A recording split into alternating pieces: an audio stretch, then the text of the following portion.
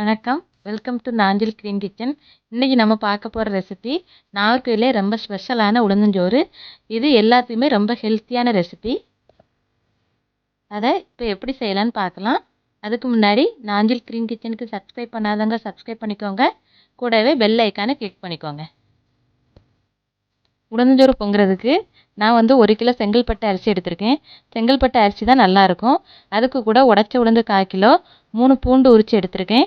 இந்த மாதிரி ஒரு துண்டு சுக்கை நல்லா பொடிச்சு வச்சுக்கணும். ஒரு தேங்காயை துருவி வச்சுருக்கேன். அப்புறமா 2 ஸ்பூன் வெந்தயம், தேவையான அளவு உப்பு, நான் கல் உப்பு எடுத்திருக்கேன். நான் இந்த உளுந்தஞ்சோறை விறகு அடுப்பில் தான் பண்ண போகிறேன். முதல்ல உளுந்தஞ்சோறு பொங்குறதுக்கு வெந்தயத்தை வறுத்து எடுத்துக்கலாம். அதுக்கு இந்த மாதிரி பாத்திரத்தில் வெந்தயத்தை போட்டு லைட் ப்ரௌன் கலராக சேஞ்ச் ஆகிற வரைக்கும் வறுத்து எடுத்துக்கலாம். ஒரு 2 நிமிஷம் வறுத்தாலே போதும்.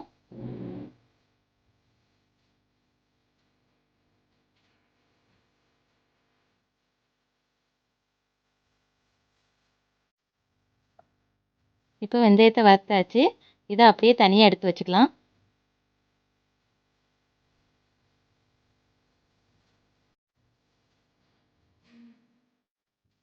இப்போ அதே பாத்திரத்தில் உளுந்து வறுத்து எடுத்துக்கலாம். இப்போ உளுந்தை வறுக்கும் போதே உளுந்தோட வாசம் நமக்கு வரும். அது வரைக்கும் உளுந்தை வறுக்கணும். ஒரு 5 நிமிஷம் வறுத்தாலே போதும். நமக்கு அந்த உளுந்தோட வாசம் வரும். அது வரைக்கும் வறுத்துக்கலாம். இப்போ உளுந்தை நல்லா வறுத்தாச்சு. இப்போ அரிசி இருக்க பாத்திரத்திலே உளுந்தையும் சேர்த்து வச்சுக்கலாம்.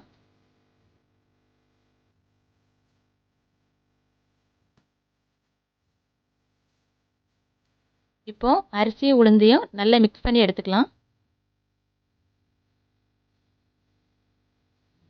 இப்போ அரிசியும் உளுந்தையும் நல்லா மிக்ஸ் பண்ணி விட்டாச்சு.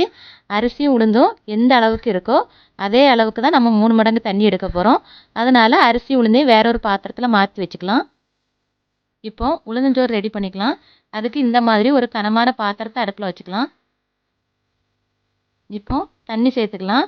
இந்த பாத்திரத்தில் இதே அளவுக்கு அரிசியும் உளுந்தும் இருந்துச்சு. அதே அளவுக்கு 3 மடங்கு தண்ணி சேர்த்துக்கலாம்.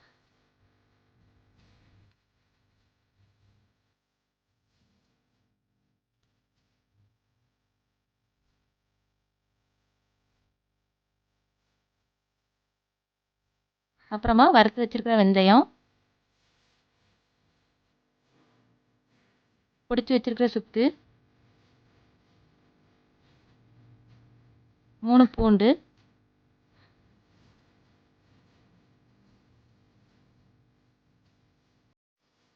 துருவன தேங்காய்,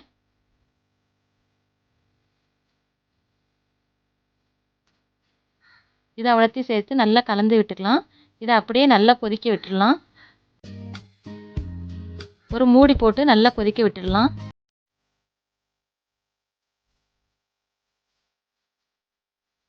இப்போ தண்ணி நல்லா கொதிச்சிடுச்சு. இதுக்கு கூட கலந்து வச்சிருக்கிற அரிசியும் உளுந்தையும் சேர்த்துக்கலாம்.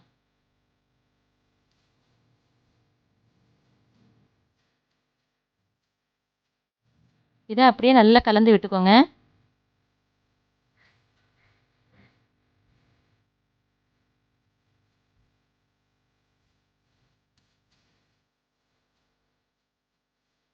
இப்போ இதை மூடி வச்சிடலாம். நல்லா கொதிக்கட்டும்.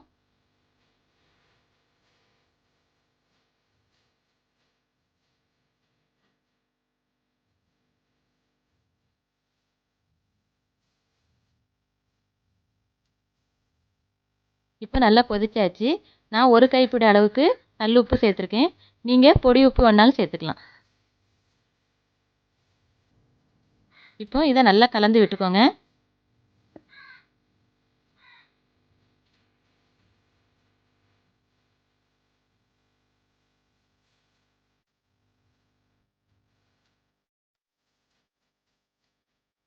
இப்போ மறுபடியும் மூடி வச்சு மூடி சோறை நல்லா வேக வச்சுக்கலாம்.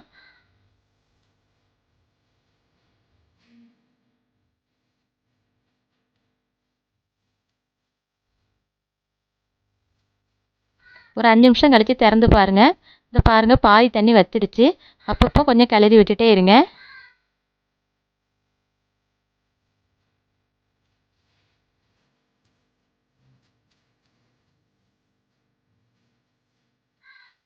இப்போ சோறு வெந்துருச்சான்னு பார்க்கலாம்.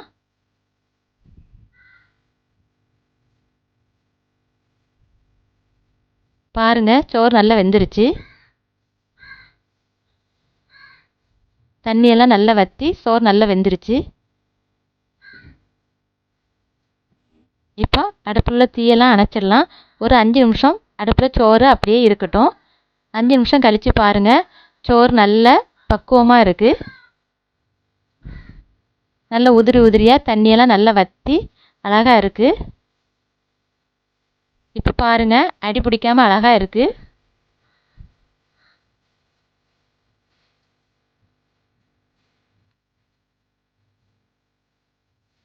இப்போ உளுந்தஞ்சோறு ரெடி ஆயிடுச்சு. சோறை அடுப்புலேருந்து இறக்கிடலாம். இந்த உளுந்தஞ்சோறுக்கு சைடிஷாக கருவாட்டு குழம்பு, சிக்கன் குழம்பு, முட்டை கறி, அவியல், உள்ளி மிளகாய் பச்சடி எது வேணாலும் வச்சு சாப்பிட்லாம். ரொம்ப டேஸ்ட்டாக இருக்கும்.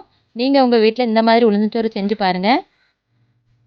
உங்களுக்கு இந்த வீடியோ பிடிச்சிருந்துன்னா லைக் பண்ணுங்கள், ஷேர் பண்ணுங்கள், கமெண்ட் பண்ணுங்கள். மறக்காமல் நாஞ்சில் க்ளீன் கிச்சனுக்கு சப்ஸ்கிரைப் பண்ணுங்கள். கூடவே பெல் ஐக்கானை கிளிக் பண்ணிக்கோங்க. தேங்க்யூ.